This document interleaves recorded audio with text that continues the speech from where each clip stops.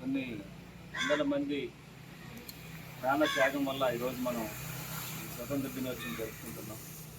ఆ రోజు కనుక వారు ప్రాణాలు తెగించి ప్రాణాలు అర్పించి మన కోసం పోరాటం చేయకపోతే రోజు మనకి స్వతంత్రం వచ్చేది కాదు.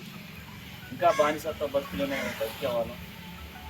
అప్పుడున్నటువంటి బ్రిటిష్ పాలనలో కనీసం మనం రోడ్డు మీద తిరిగేటువంటి పరిస్థితులతో మనల్ని వెతుకాడేసి అనేక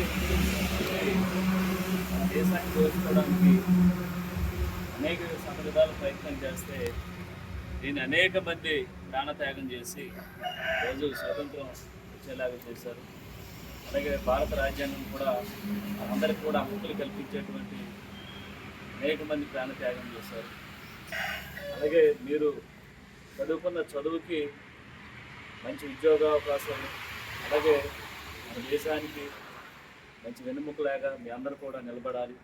అలాగే ఎవరైతే మన స్వతంత్ర పోరాట యోధులు ఉన్నారో వారిని స్ఫూర్తిగా తీసుకొని సేవా కార్యక్రమాలు కానీ, అలాగే మన దేశ నాయకుల్ని స్ఫూర్తిగా తీసుకొని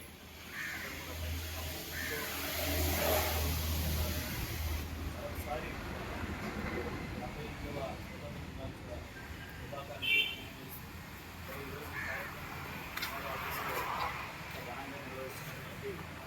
పోలీస్ శాఖ వారికి, అలాగే రెవెన్యూ శాఖ వారికి, అలాగే కార్యకర్తలకు, నాయకులకు, అలాగే ఎంపీడీఓ శాఖ వారికి, ప్రతి ఒక్కరికి కూడా, విద్యార్థులకి, ఉపాధ్యాయులకి, ప్రతి ఒక్కరికి కూడా 78వ స్వతంత్ర దినోత్సవ శుభాకాంక్షలు తెలియజేస్తున్నాను.